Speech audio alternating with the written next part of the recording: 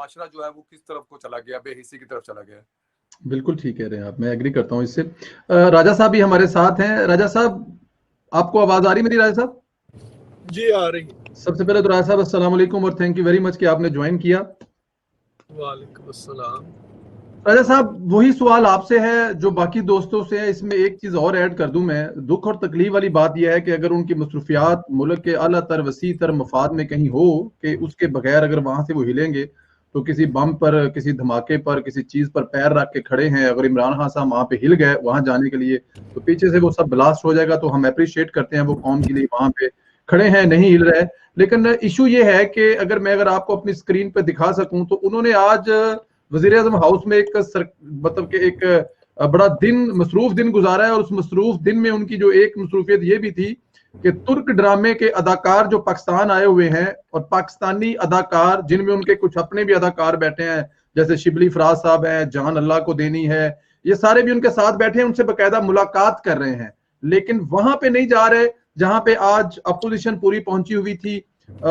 मरियम पहुंची हुई थी, बिलावल पहुंचे हुए थे, वहां पे वो नहीं पहुंचे। ये स्क्रीन पे चल रहा है कि इमरान खान साहब की मसरूफियात क्या है। आप इसकी क्या वजह तलाश करते हैं? आपको क्या नजर आता है कि इमरान खान वहां क्यों नहीं जा रहे? देखें जी, इमरान खान तो सबसे बड़ा खुद एक्टर है, तो जाहिर है वो अपनी बरादरी के साथ ही जो है वो ज्यादा कंफर्टेबल फील करेगा। अगर वो इस तरह के अदाकारों से मिलता है तो मैं समझता हूँ कि कोई ऐसी जो है ना वो हैरानगी वाली बात नहीं होनी चाहिए। एक बात तो ये है। दूसरी बात जो मैं समझता हूँ कि जिसका थोड़ा सा खदशा नजर आता है वो ये है कि न्याजी साहब, आपको पता है जहाँ पे भी जाते हैं वो चार्जशीट जो है ना वो अपने खिलाफ खुद ही जो है ना वो बना देते हैं। मिसाल के तौर पे जब ईरान गए तो ईरान पे भी उन्होंने कहा जी कि दहशतगर्दी जो है वो आपकी सरजमीन पे पाकिस्तान से होती है।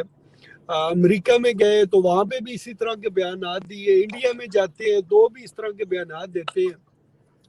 अब जो सिलेक्टर्स हैं मेरे ख्याल में अब उनको ये भी डर है कि ऐसा ना हो कि वो इस जो है वो जो हज़ारा बरादरी का उधर ये जो धरने जहाँ पे वो लाशें लेके बैठे हुए हैं वहां पे जाए तो वहां पे भी कोई जो है वो इसी तरह की चार्जशीट जो है वो सिलेक्टर्स पे ना लगा दे। तो एक तो मेरे ख्याल में वो उनका ये भी कंसर्न होगा कि कोई ऐसी ये बात वहां पे ना कर दे कि उल्टा जो है वो हमें लेने के देने पड़ जाए।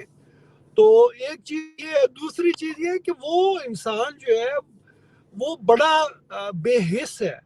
आपने जितने भी वाकयात देखे माजी में, साहिवाल का वाकया हुआ या इसी तरीके के और भी पाकिस्तान में इंसिडेंट हुए, तो उसने वो जो लायकीन थे उनको जो है वो वजीर आजम हाउस में बुला के या वजीर आला के ऑफिस में बुला के तो उनके साथ ताज़ियत जो है वो इस तरीके से की, यानी कि घर बुला के ताज़ियत वो जो है ना वो करता है। ये नहीं है कि जहाँ पे किसी के साथ जुल्म ज्यादती हो वहां पे जाके जो है वो इस तरह का वो करे। तो मेरे ख्याल में ये एक चीज है जिसकी वजह से जो है वो थोड़ा सा अवॉइड कर रहा है, नहीं जा रहा।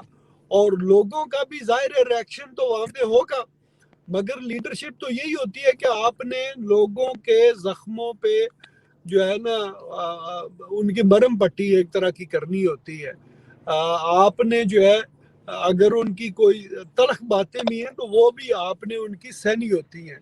मगर आपको याद होगा कि बहुत शुरू की बात है कि जब वो नया नया सिलेक्ट होकर ऑफिस में आया तो जब मसाइल खड़े हुए तो उसकी जो कैबिनेट है उसमें लोगों ने जो है वो थोड़ा सा कुछ तफजात का इजहार किया।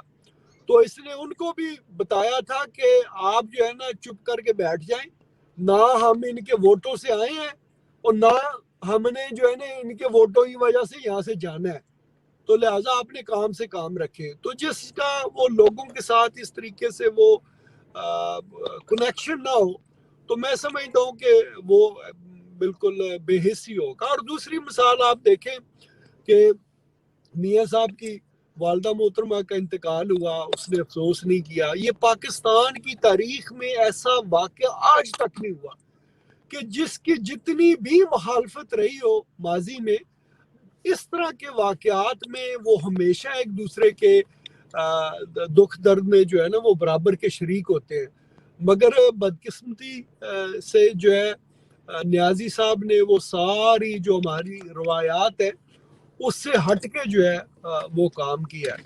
तो मैं समझता हूँ कि जो है ना उससे कुछ इस तरह की चीज़ें एक्सपेक्ट करना मेरे लिए तो कोई सरप्राइजिंग एलिमेंट जो है वो नहीं है।